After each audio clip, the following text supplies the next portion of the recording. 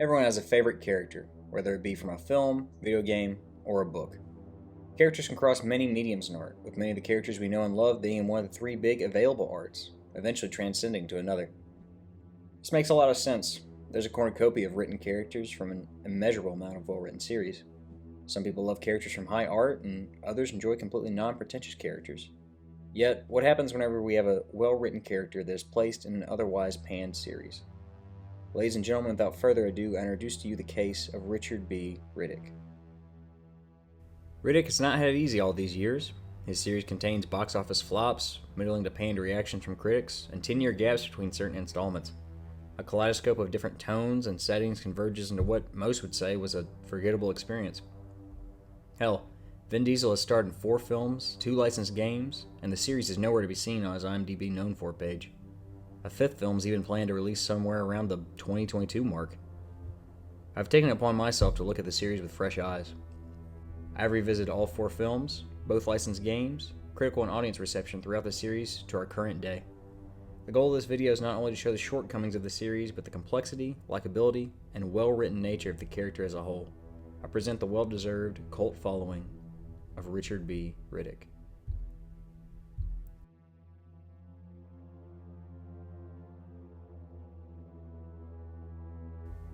The series began in the year 2000 with the budgeted science fiction film Pitch Black. The film was directed by David Twohy, who was better known as a writer at the time for films such as The Fugitive and Waterworld. The film follows a commercial transport ship that crash lands on a deserted planet.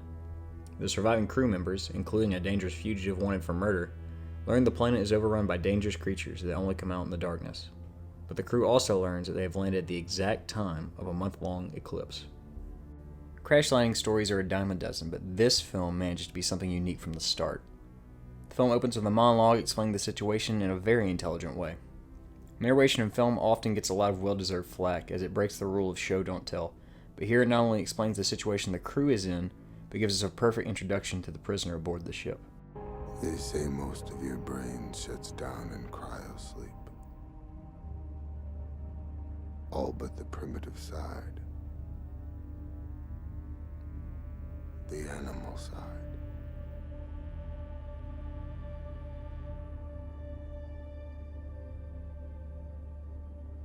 No wonder I'm still awake.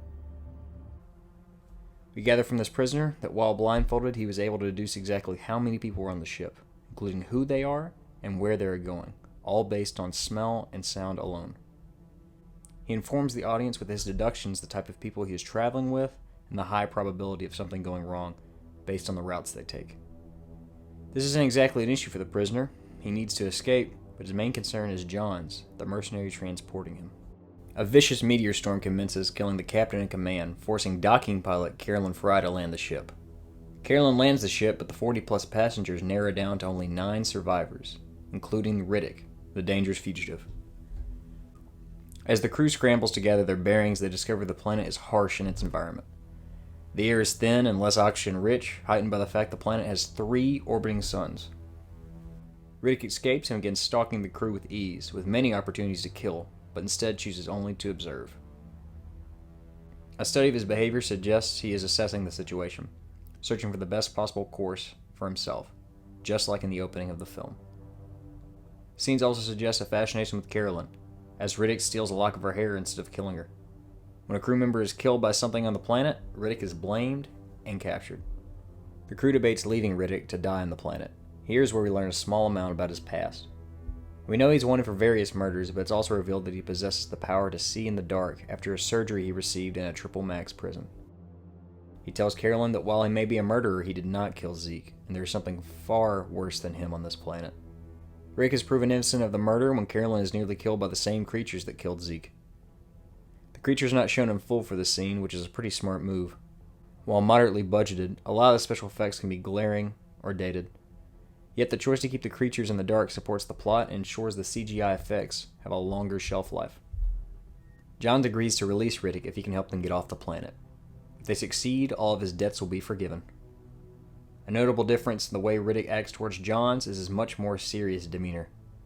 Riddick seems to toy with the other crew members, but with John's, he is aggressive, vulgar, and he even gets the drop on him.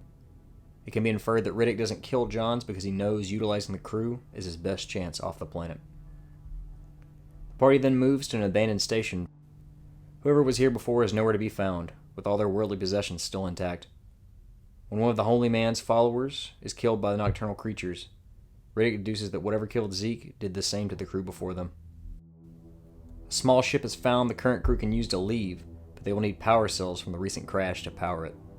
Before the crew can retrieve the cells, Carolyn discovers information that only adds danger. She finds out from Riddick that Johns is a mercenary and a morphine addict. Johns admits to these accusations and credits Riddick with his addiction, recalling a story of whenever he first met Riddick. He states that Riddick tried to stab him in the glorified kill spot he always speaks about, but he barely missed, leaving a little bit of the shiv still lodged in his spine. The most pressing matter, however, is whenever Carolyn discovers a once every 22-year eclipse will begin soon. As the crew sees the eclipse over the horizon, they rush to beat the clock and secure the remaining power cells before it's too late.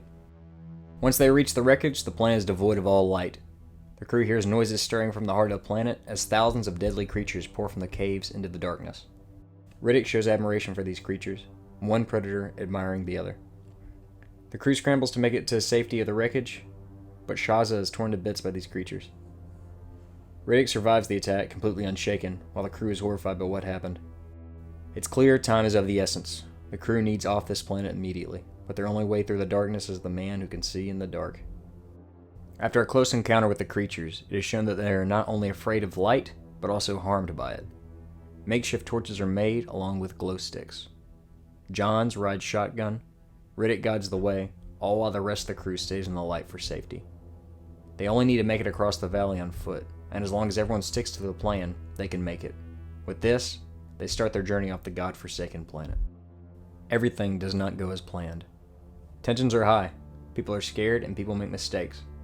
Paris panics when the creatures attempt an attack, robbing the crew of its glow light. He separates himself from the group, finding himself completely washed in darkness as the creatures go in for the kill.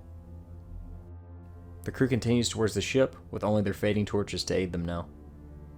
Riddick deduces the creatures can track via the scent of blood. He also notices from the remains of one of the creatures that they have a blind spot. This continues to show the character's excellent situational awareness. Riddick states the creatures have their scent due to Jack bleeding from menstruation. The crew, shocked by Jack's lie about being a boy, voices their frustration with the added danger. Johns consults with Riddick about leaving Jack as bait for a distraction, but Riddick declines. Riddick and Johns fight, with Riddick wounding Johns, leaving him behind as the distraction for the creatures to devour. A study of this situation offers many reasons for why Riddick does this. Johns is the biggest threat to Riddick, with Riddick showing the most aggression towards him. Riddick sees this as an opportunity to free himself from Johns forever, while giving himself a bigger chance to leave the planet. Another option is Riddick's soft spot for Jack. Throughout the film, Jack has shown a fascination for Riddick, and the desire to be like him. Riddick may see something of himself in Jack, and seeks to protect her. While Riddick may be a survivor and amoral, he sees no benefit in killing a child, especially one that admires him, instead of killing Johns, someone who has always been a thorn in his side.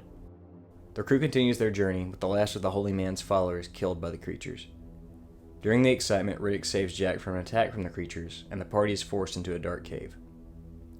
Riddick leaves the others and heads to the ship on his own, with the false promise of returning.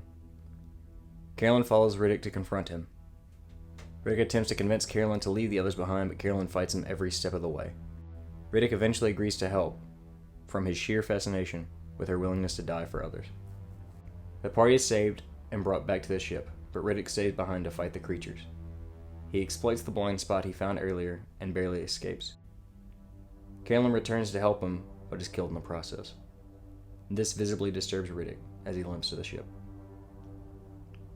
He and the remaining survivors flee the planet. When Jack asks how they explain Riddick being with them, he tells them to say he died on the planet. This also symbolizes the change he receives from the experience of Carolyn's sacrifice. What works about this film? The premise is quite well done. The film takes its time with the slow unfolding of the setting, creatures, and the characters that matter. The atmosphere of the planet is very well done with some pretty unique creature designs, with complementary sound designs as well. But without a doubt, the standout, the whole reason the film works, is Riddick. He is a primal, amoral character with a survival instinct that outweighs all other emotion. He is skilled, intelligent, observant, and resourceful in both situations and people he finds expendable. The film makes a clear distinction that he is not evil, since he does show subdued sympathy in key scenes. His actions show that he holds no morals in high regard, even criticizing that he knows truly that God exists, vocally expressing his hatred for him. The design of the character is also well done. The use of his night vision in the story is well done, making perfect sense for the setting as well. The fact he hates strong lights and is pretty much blind in standard light without his goggles is fascinating. His level of blindness helps explain his heightened senses in the film, heightened smell, hearing, and situational awareness throughout the entire film. What does not work in this film? Mostly the effects and non-Riddick characters. Listen, criticizing the CGI effects of a 21-year-old low-budget science fiction film isn't exactly fair. I stated previously the film uses light correctly to make sure the creatures are not glaringly dated. However, some stylistic choices don't mesh well with the film and could prevent first-time viewers from enjoying the film. Overblown color correction, negative effects from a 2008 Motorola Razr, and multiple scenes of cutting frames that hurt the film. The film also does not benefit that you can tell who is likely on the chopping block from the start. Many side characters are bland and expendable. I honestly couldn't remember anyone's name who wasn't Carolyn, Johns, Riddick, or Jack. Wrapping up the first film, it's apparent the film cashes in on a lot of potentials. A well-written story, creature design, and complex main character. The film missteps a few times with stylistic choices, and the film is held back in a few ways by its budget. Overall, the film is an economic B-movie with some complex themes and characters. The character of Riddick keeps the film from fading into obscurity, and elevates the film into something hardcore science fiction or horror fans can latch onto. The passion of the filmmakers can be felt every turn of the way, making Pitch Black a fascinating case study of low-budget horror.